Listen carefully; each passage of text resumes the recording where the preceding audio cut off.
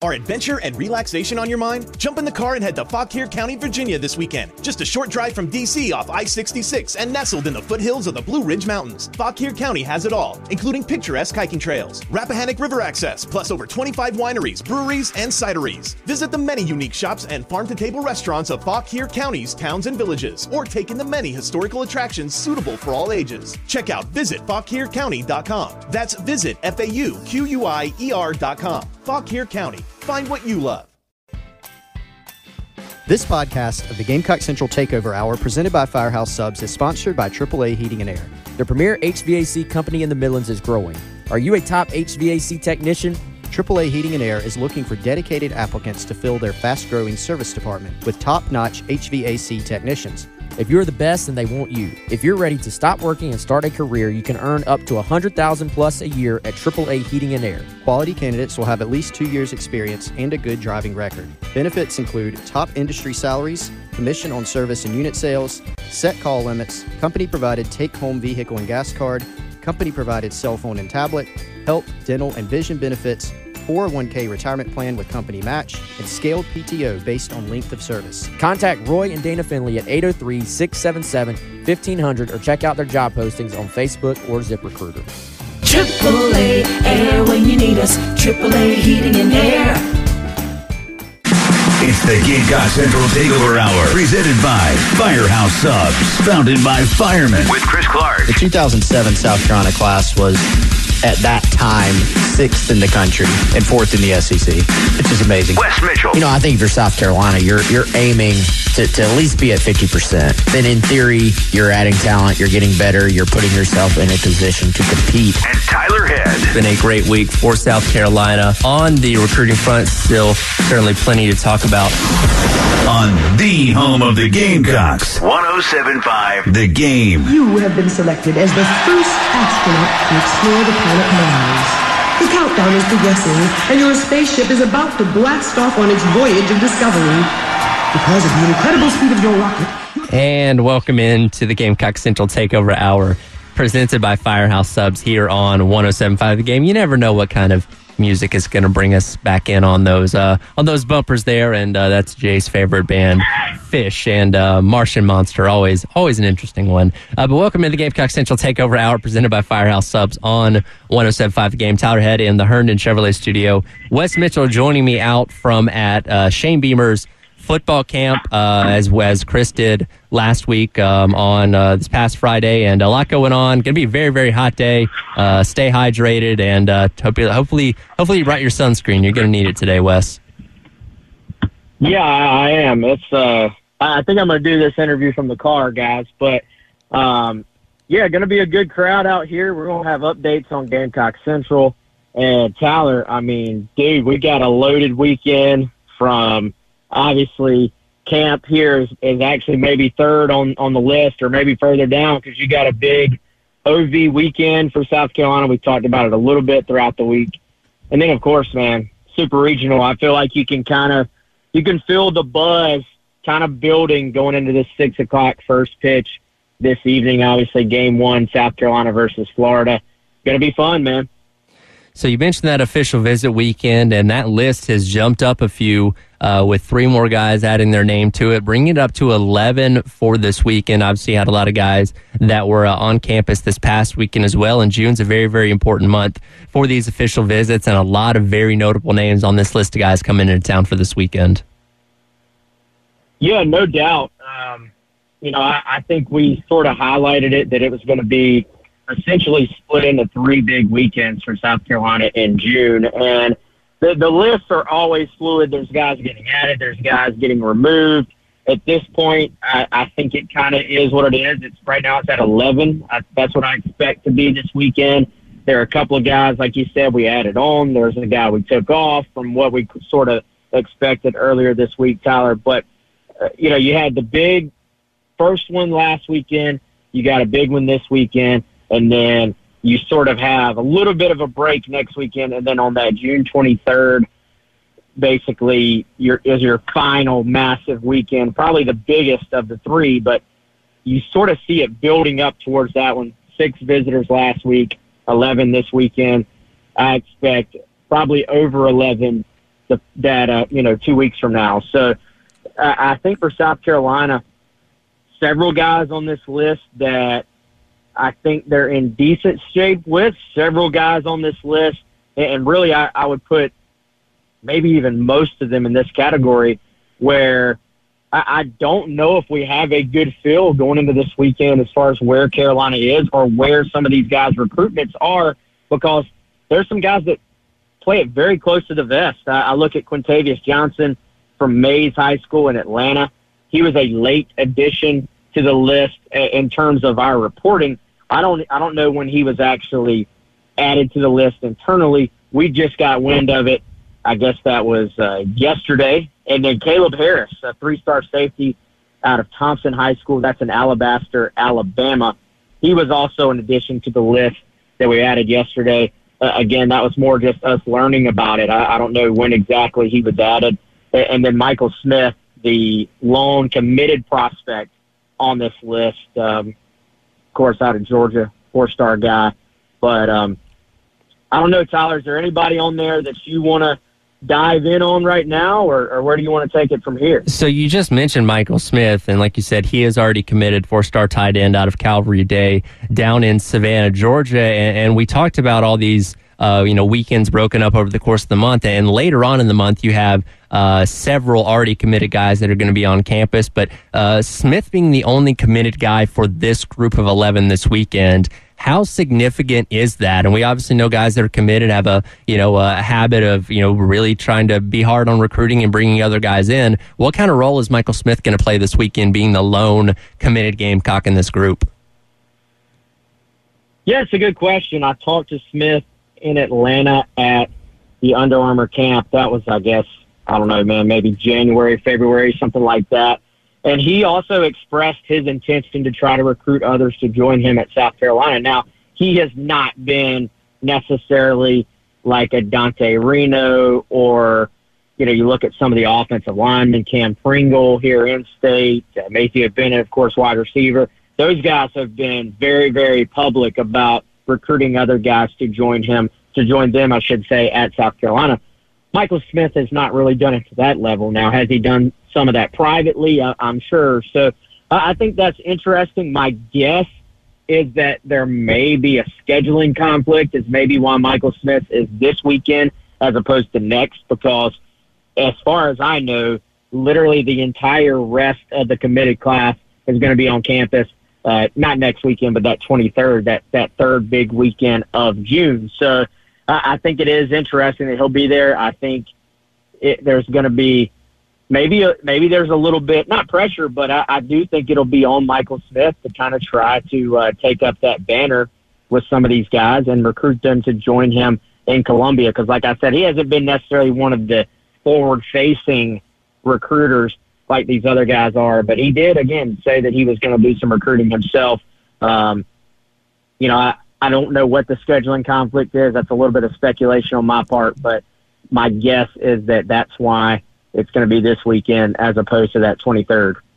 Looking down this list of guys that are coming in for this weekend, and we know South Carolina's done a very good job of recruiting in state, but all 11 of these guys are from out of state. And you got several from Georgia, North Carolina, Virginia, very close. You got a few guys from D.C., Missouri as well, Alabama. So is there anything significant about this being a group of guys all from outside the Palmetto State being on campus this weekend?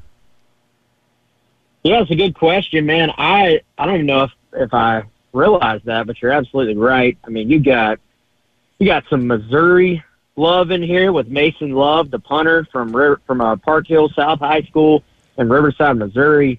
You got Virginia flavor. You got North Carolina, Georgia, Alabama, D.C. So I think this is actually kind of just a representation of the way South Carolina has started to recruit. Obviously, we know they have kind of put that fence around the state of South Carolina, but this has increasingly become a nationally recruiting program. Now, you're not going out necessarily to, the West Coast and recruiting a bunch of guys, but look at last week. They had a guy, Parker Livingston, in from Texas. And so they've recruited that state a little bit. I think some of this is just some of the natural ties they have to certain areas You look at Virginia, obviously the Beamer name carries a lot of weight there. Torian Gray was a coach at Virginia Tech for a long, long time. You look at Alabama, Jody Wright has a ton of ties in that state. So I think anytime you see South Carolina venturing into Alabama and Mississippi, there's no Mississippi on the list for this week, but anytime you see those states pop up, generally that's meant Jody Wright is heavily involved. You're not seeing it this week, but I also have increasingly, Tyler, seen South Carolina involved with prospects and getting some traction with prospects in the state of Arkansas as well. So, I think that probably is a credit to Dow Loggins, who not only coached at Arkansas for a couple of years, but played at Arkansas and clearly has ties there. So I think you're seeing this group sort of branch out a little bit more from what we have traditionally seen. We know about that DMV area that South Carolina has worked so hard to sort of make an impact on. You see that again this weekend. D.D. Holmes, 4-star edge prospect from there. Sterling Lucas has done a great job to get him on campus with South Carolina, and we'll look to make a move there this weekend. And then Missouri, to get back to that, to kind of complete this thought, I don't think that's necessarily that there are ties to Missouri or anything like that. That's really traditionally not a state we see South Carolina recruit in the past, or even with this current staff. It's more just you spot recruit it, and I think that's more along the lines of Pete Limbo being such a well-known special teams coach and being a guy who really tries to canvass the country for players, much like quarterback recruiting, where it takes a little bit of a kind of a national blueprint. You see, I guess, specialists, I think, take a little bit more of a national approach with those guys as well. So not a surprise that Carolina is going into a state they don't usually go into at that position. But at the same time, it is interesting that South Carolina is bringing in a punter on an official visit. You don't always see that. Sometimes guys are more recruited on an unofficial basis. You only get a limited number of official visits. The fact South Carolina is bringing in Mason Love on an official visit, I think speaks to maybe how highly they feel of him as a talent. You mentioned one name being removed from this list, that being 3-star linebacker Elijah Newby out of Connecticut. What's the story here on why Newby isn't going to be visiting this weekend? Yeah, I don't know specifics, Tyler, but I can tell everybody this. This was a situation where Newby was not a guy they've been recruiting for a super long time. He was a little bit later onto the radar. They offered him. He was set to officially visit. Initially, he was set for that June 2nd weekend, and that obviously didn't happen. It was rescheduled to June 9th, and then we got word basically as this week went on that he was no longer going to visit this weekend as well. I haven't received word on if that's going to be rescheduled or not, but right now, actions speaking louder than words there, I would say Newby not really a guy that I think we're going to be tracking a ton moving forward in terms of South Carolina, as far as his interest in the program. I think the guy I'm paying attention to now, not that he's directly taking his spot or anything, but you look at Newby no longer being on the list, and then you look at Fred Johnson, who we talked about a little bit earlier this week, who's from Virginia, being recruited as a linebacker. He very quickly got added to the official visit list as this week went on. I think that was Tuesday or Wednesday. And so I think there's a decent chance. You look at Fred Johnson's offer list, you look at the fact South Carolina is the first SEC school to offer and has really gotten involved and made a quick move to now get him on campus on an OV. They had him in camp last week, measured extremely well, 6'3 plus, 225 pounds, ran a 4.5 40. I could see South Carolina making a big move with Fred Johnson this weekend, and that would give them two, of course, linebackers. They got Wendell Gregory, the big-timer, the blue chipper, 4-star guy from Georgia, committed, so then they could pair Fred Johnson with him. Look at him on film. I mean, this actually, I think, is a prospect who's going to continue to gain traction now that the word is out on him. So if I'm South Carolina, I probably want to move quick and go ahead and lock him in this weekend. And you mentioned him having a strong performance last week at the Shane Beamer football camp, which is where you're broadcasting from today for the show. I want to jump into that coming up next about what you're seeing out there and kind of your process of going about evaluating things at one of these camps. We'll talk about that next on the Gamecock Central Takeover Hour presented by Firehouse Subs on 107.5 The Game. Have you missed any of the Gamecock Central? But first, as always, we got to let people know about today's Sub of the Day from Firehouse Subs. Yes, so our friends at Firehouse Subs, Tyler, as we talk about it every single day, they have a Sub of the Day for every day. And the beauty of this, guys, is that you can get a medium sub for $7.99, and you can get a small one for $5.99. But we pretty much just encourage everyone to go ahead and get the medium for $7.99. Jamaican Jerk Turkey is Friday's Sub of the Day. And I'm going to go ahead and just tell everybody, Saturday you got Club on a Sub, and Sunday you got Italian as well. Because we don't have a show on Saturday and Sunday, we don't get to tell you about those on those days. So whether it's the day for lunch, whether it's Saturday for lunch, whether it's Sunday for lunch, Firehouse Subs has a sub for you. And the easiest way to order that is to go online, firehousesubs.com, or possibly even easier is to download the app, hit the Rapid Rescue, order whatever sub you want, and then they're going to have that sub waiting for you in a bag with your chips right there on the shelf. You'll just have to grab your drink, and you will be on your way. As always, huge shout-out to our man, Larry Chandler, for being our prime presenting sponsor right here on the GC Takeover. I promise you, Larry is going to be tuned in to that big baseball series this weekend, pulling for the Gamecocks. And we appreciate Larry for pulling for us here on the GC Takeover Hour. Absolutely. Camp Talk with Wes coming up next here on Gamecock Central Takeover Hour, presented by Firehouse Subs on 107.5 The Game. It's the Gamecock Central Takeover Hour, presented by Firehouse Subs, founded by firemen with Chris Clark, Wes Mitchell, and Tyler Head on your home of the Gamecocks, 107.5 The Game. Welcome back into the Gamecock Central Takeover Hour, presented by Firehouse Subs here on 107.5 The Game. Tyler Head along with you in the Herndon Chevrolet Studios.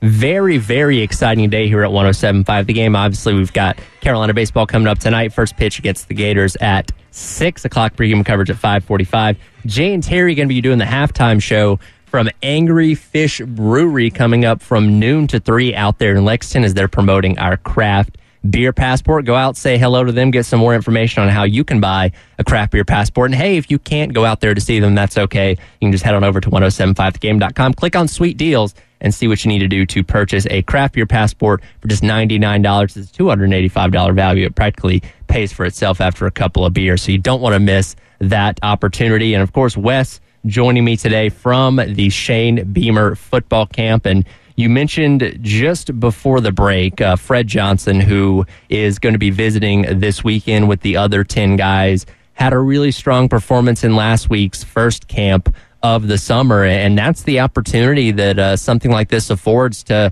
guys that are maybe flying under the radar a little bit to get in front of coaches like the ones at South Carolina and show what they can do in these, not necessarily live football environments, but these drills and so forth, to really show off their athleticism as Fred Johnson did last week, which again has now earned him an offer from South Carolina. Yeah, Shane Beamer actually always tells the story to the campers, basically, when he welcomes them and introduces himself and some of his staff about the guys on the current roster. And many of the times they'll be working the camps themselves because current players can work the camps during the summer. But he tells the story about how guys like Nick Emanwari, Xavier Short, and Kylie Corton all earned offers from South Carolina while they were on camp, or while they're at camp, or after attending camp, and then basically signed with the Gamecocks and are on the roster right now. So it's kind of a situation where they want all the kids to know, hey, you're competing here today. You're trying to get better. But if you show out, you do have a chance to earn an offer. And a big part of that is certainly kind of the measurable side of it. And do you kind of match up to those SEC measurables that every school is looking for? But also, yeah, it's not true football, but the drills that they do, the one-on-one situations that they do, really gives the coaches an up-close view, not only with how you match up with another person, but how you compete with them.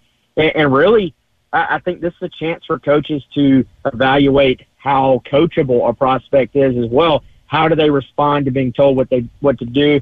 How do they respond in terms of maybe quickly implementing a change they're asked to make by the coaching staff? So I think it's not the entire evaluation tool, but it is a great evaluation tool for coaching staff. Now, is there a level of expectation from the coaching staff going into these camps? Like, hey, we're hoping we can find X, Y, and Z, or maybe we can find, this many guys from these camps, or is it just kind of we're going to go out there, see whatever pops up, and we'll act accordingly? I think it's more the latter. Go out there and see what happens. Now, in a lot of cases, you may go into a particular camp, Tyler, and you're saying, hey, I know this kid's going to be there today, so I have him circled as, and it might be specifically, I like everything about this prospect, but I'm unsure about his speed, for example. So you're wanting to see, hey, what is he running the 40-yard dash? They're going to run 2 40-yard dashes when they get here. It's NFL combine-style testing.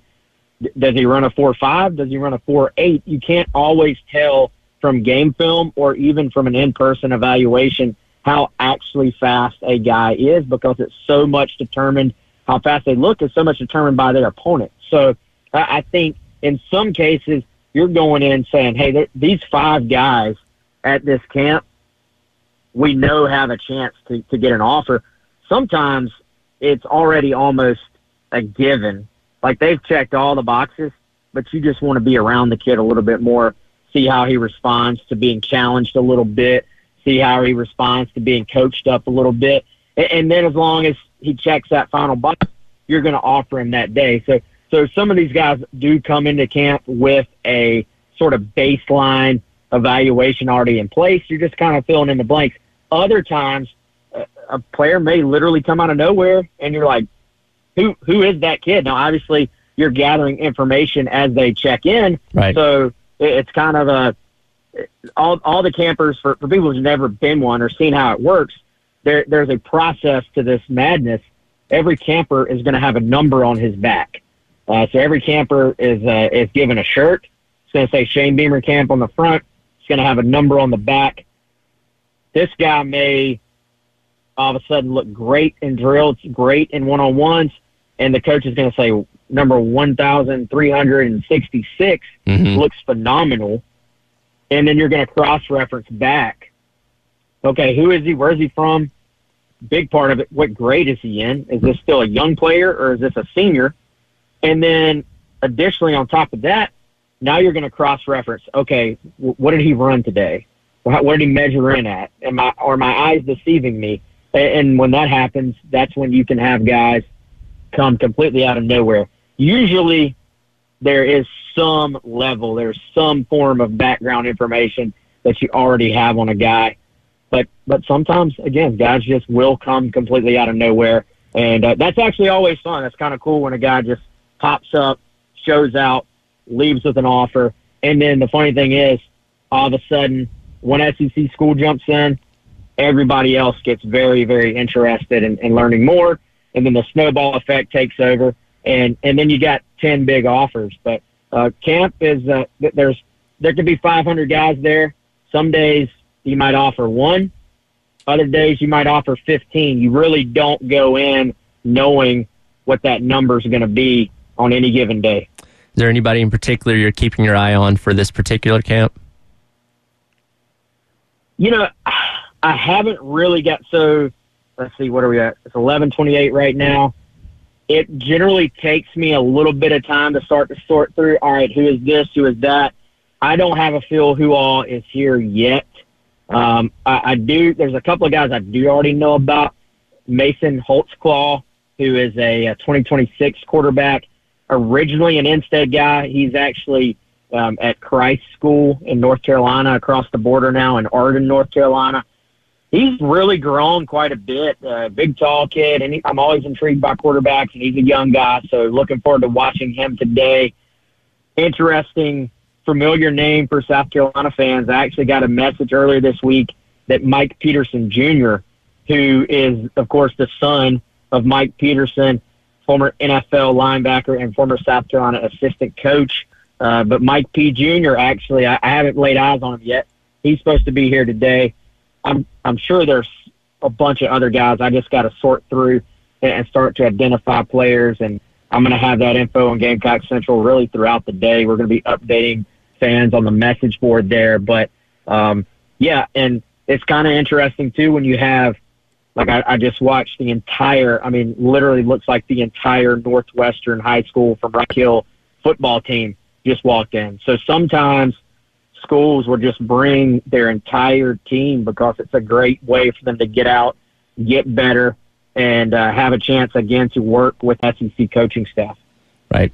Again, Wes broadcasting out at the Shane Beamer football camp today. A couple weeks ago, though, we were hanging out at Gold Line Framing. They're one of the newer supporters of our show, and as always, like to thank them for being a partner, and we certainly had fun out there a couple weeks ago.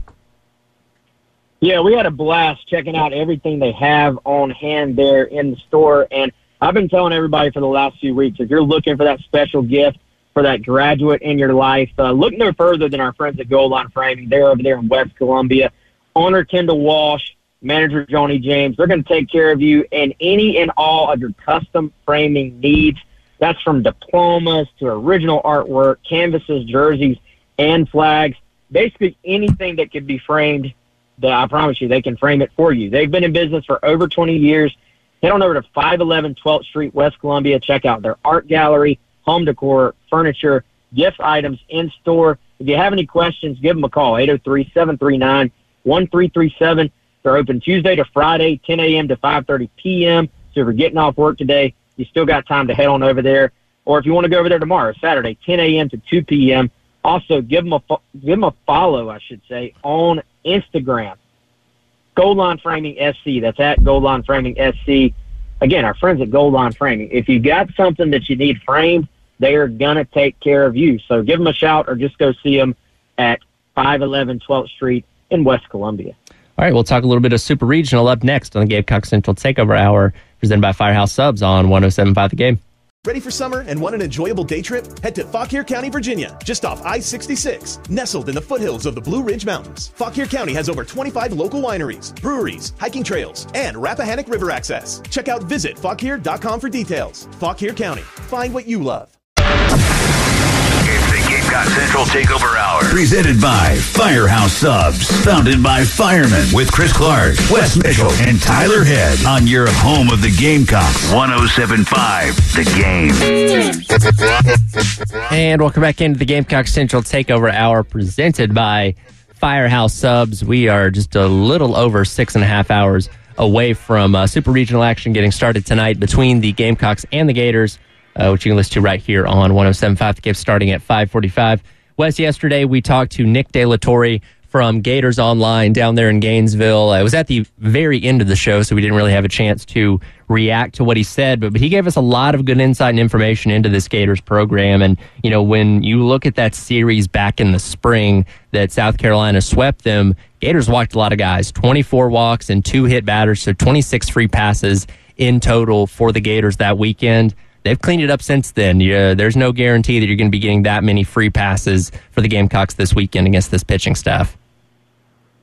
Yeah, I thought Nick gave us some great stuff, Tyler, and you know he covers that program very closely. And you took that exactly the way I was going to take it too. If you asked me open ended, I think, man, you look and I'm very curious. I see how it plays out because I think, hearing Nick talk about it and knowing the way South Carolina approaches, the plate, that's got to be one of the keys to this entire series. If you want to sort of dial it into one thing, is what do the walk totals look like for South Carolina? Because I'm sure, like, if you walk that many people, then you had some issues.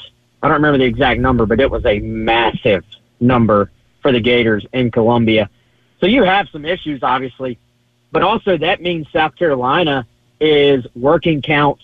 They're laying off of pitches.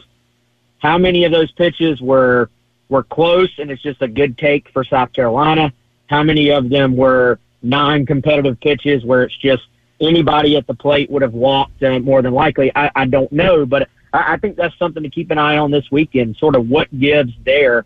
We know the South Carolina lineup is very dangerous when they are taking their walks, taking their hit by pitches, and then doing damage when runners are on base. So I think that's something you're going to have to really circle this week is Florida able to continue to do what they are doing, not putting runners on, or does South Carolina's approach once again frustrate them a little bit? So, it's kind of a battle of strengths as far as what those teams do when they're doing right. And the overall numbers say that this is a Florida team, even though they've been better lately, that throughout the course of the year, they walk people at a far higher clip than they have in the past under Kevin O'Sullivan, who is known to be an outstanding pitching coach. So I do wonder, that gives me a little bit of kind of, I would say, confidence in South Carolina's side. Sometimes you see the style of play of various teams just being something that can give another team trouble. It's just a bad matchup for you.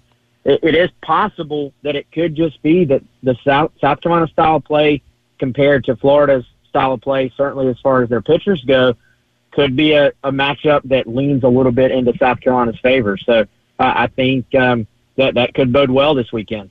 And this is a Florida team that hits pretty well for power and led by Jack Caglione with 31 home runs. But the real X factor of this offense, as Nick brought up yesterday, Wyatt Langford, who leads the team in average, has a .799 slugging percentage and really was the vital part of carrying this team through the regional last weekend down there in Gainesville. And the projected number 3 overall pick. But, Nick even said that he's somehow managing to fly under the radar with all these other pieces on offense. Yeah, I'll be honest, man. I did not realize until I've read a little bit this week and, of course, listening to Nick talk and some of the other stuff they've put out, I didn't realize how good of a player and just how almost historic of a season that he has had. And this is really a Florida lineup that is built top to bottom, much like South Carolina. They're going to leave the yard on you. We talked all season long about how good this South Carolina lineup was as far as hitting home runs and creating things in that way and, the power they had from top to bottom. Well, this Florida team with an entire course of the season now as our guide, they've out-homered South Carolina. So I think if you're a guy like James Hicks, obviously Mahoney, we assume will go game 2.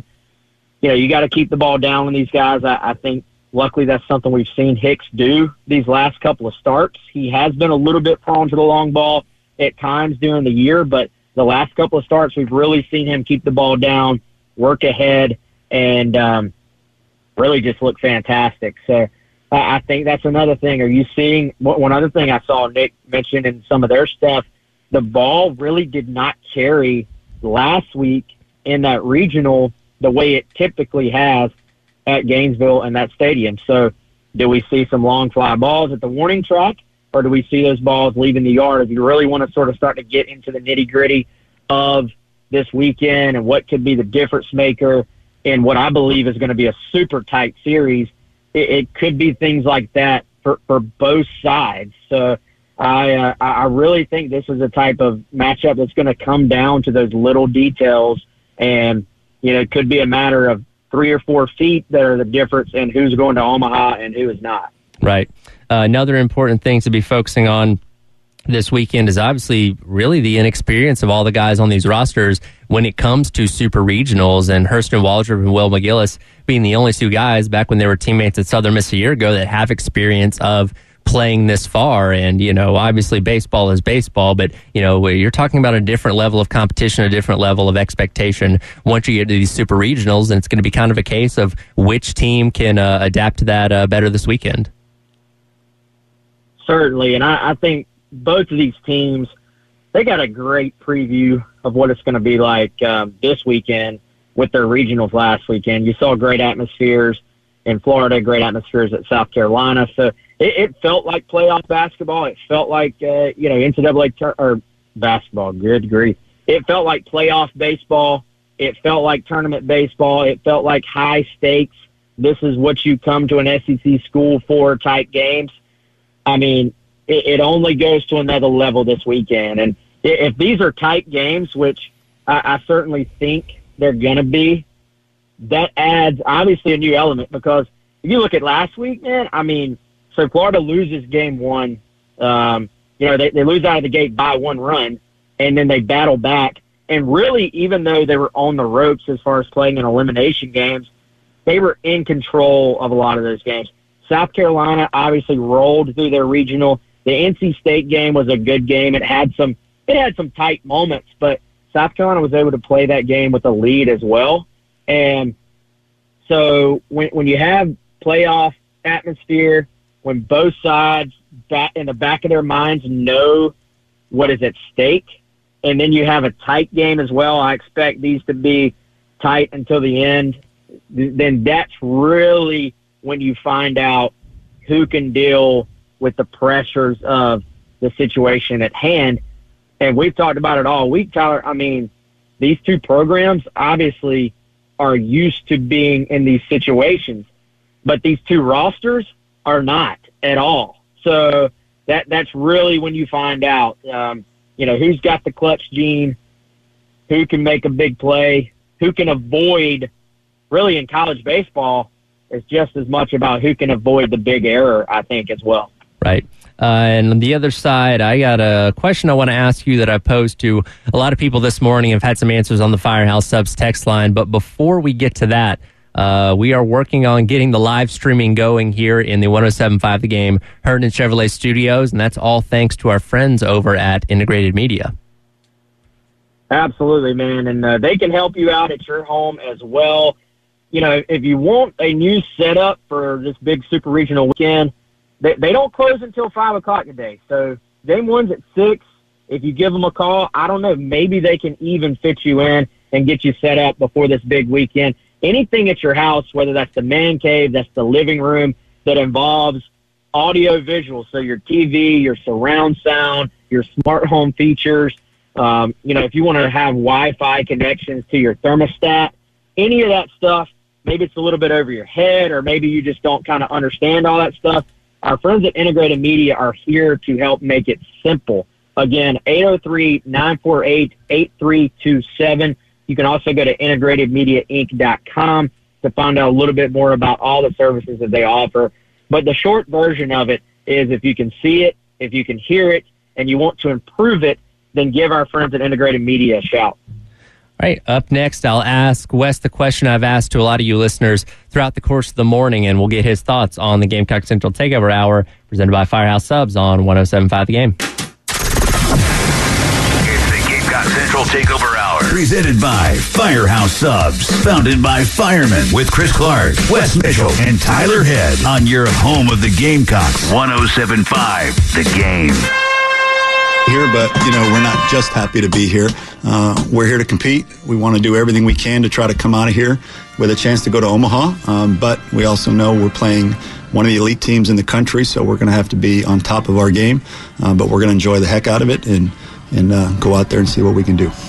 And welcome back into the Gamecock Central Takeover Hour, presented by Firehouse Subs here on 107.5 The Game. Tyler Head and Wes Mitchell along with you for just a few more minutes. That was the voice of Coach Kingston yesterday, talking to the media. Before we dive into that really quick, I want to let you know about the SEC scheduling contest coming up at the beginning of next week. So the SEC is going to be releasing who all 8 opponents for South Carolina are in 2024, and starting Monday morning at 6 o'clock. You can go online to our website, 1075thegame.com, and make your predictions for who you think those 8 opponents are going to be. It closes Wednesday night at 6, just before the schedule announcement. And if you are a winner, you can win yourself a pair of tickets to the upcoming South Carolina and Furman game in Week 2 of the 2023 season, as well as a 107.5 The Game prize pack. So don't miss your chance to take part in the SEC scheduling contest. Wes, you heard that clip from Coach Kingston there from yesterday meeting with the media about not being satisfied with just being in a super regional.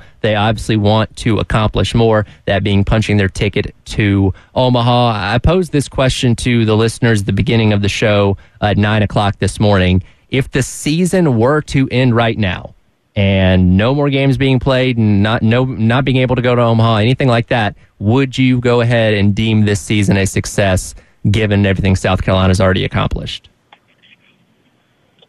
Well, before I answer, I want to know, what is the vibe from the people?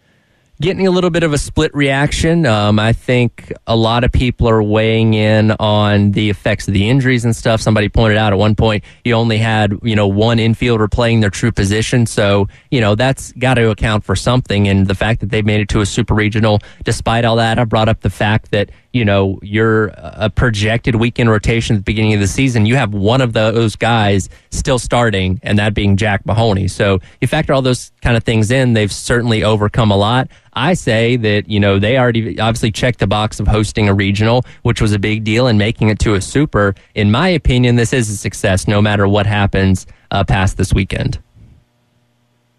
Yeah, I certainly think now that you're there, I think in sports, it's all about opportunities, right? And sometimes, be it luck, be it, lack of luck or injuries or whatever it may be, sometimes you have the team to get there and you just don't get there for other reasons. So this is an opportunity. I feel like now that you're there, now that you're at the Super, you're 2 wins away from Omaha. And Omaha has been, has felt a long way away for South Carolina as of late. So now that you're here, you obviously want to win the thing. So if I'm a Gamecock fan sitting there right now, day of game, 6 hours from first pitch, I'm not satisfied because we're here. I want to go win the thing, go win the Super, get to Omaha, and let it fall where it may. However, if South Carolina does not win the Super and you sort of take a little bit of time to kind of digest it all after the season is over, then I think if you're one of the final 16 teams in the country with the number of teams that play baseball, and now, frankly, the number of teams that actually put an effort into baseball, there's a difference in college athletics between fielding a team and financially supporting a team. And so many schools are not only fielding teams, they're putting the resources behind a team. It's harder than it's ever been. It's a different game. It's a different league than it was, 20 years ago when Ray Tanner was going every single year to the NCAA tournament. So that's my long way of saying, yeah, if you get to the final 16, honestly, that's a success. Right. But now that you're there, of course you want to go win the dang thing, right? You're 2 wins away. You're 2 wins away from Omaha. And that's a special place to be in. It's a great opportunity. And obviously there's a lot of good teams that have had phenomenal seasons that would love to be sitting in the spot you're sitting in right now if you're South Carolina. So take advantage of the opportunity and go win it. It's unfortunate the way the bracket, worked out, and Kingston talked about this yesterday too. Both of these teams are Omaha level good. They certainly have the talent. They've played well through points of the season that suggest they should be one of those final 8 teams. And unfortunately, with South Carolina getting the number 15 seed, only one of these teams is going to advance out of this, and the other one's going to be left wondering what could have been. Yeah, no doubt. And I don't really believe in reseeding. I think if you play a tournament, then, hey, let's set it as a tournament and let's let the chips fall where they may.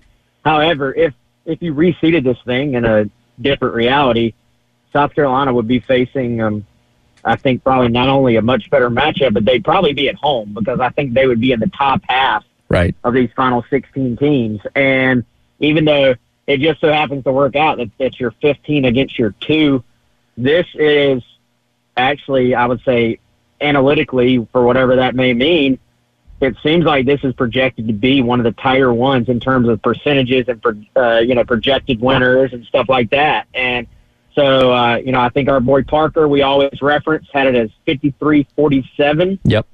I mean, 53, I think, 53% chance of Florida winning, 47% chance of South Carolina winning.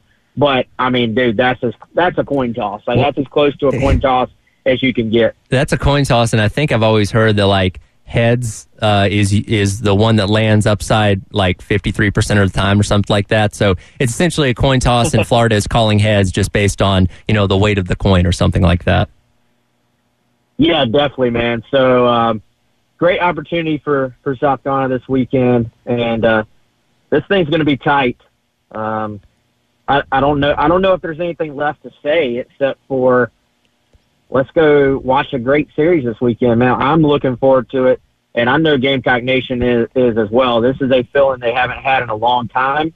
I can feel the energy in Columbia, even though the game's not being played in Columbia, and I think it's going to be an exciting weekend for this fan base. Absolutely, and we'll certainly be watching tonight coming up at 6 o'clock, pregame coverage at 5:45 here on 107.5 The Game, and Monday morning I'll see you and Chris back in studio, and hopefully we're talking about a ticket punch to Omaha.